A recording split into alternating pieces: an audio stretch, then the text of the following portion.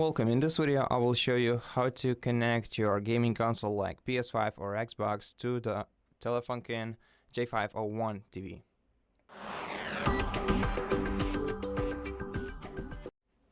Okay, so I'm gonna connect the PS5, but of course you can do the same thing if you have an Xbox. So let's start with connecting the PS5 to power outlets. It's kind of massive, I didn't expect it to be like this.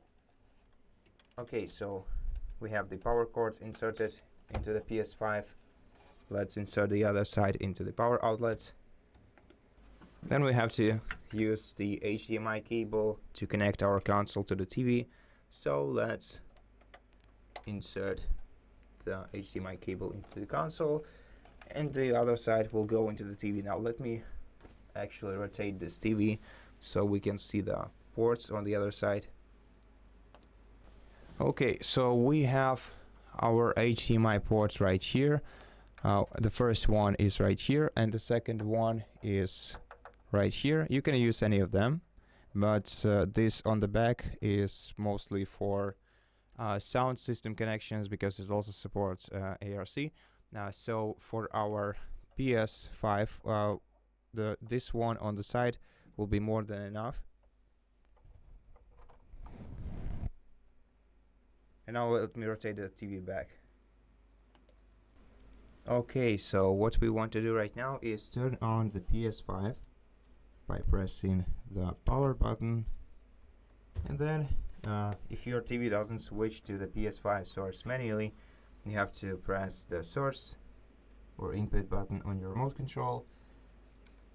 Oops. And here you're gonna have to select PlayStation 5, so it automatically detected the PlayStation 5 in our first port. Select it, and then as you can see, the TV has already recognized our console. Now just wait until we see the interface. Oops, for some reason it switched back. Okay, so that lost the signal for some reason. Oh, it's because it switched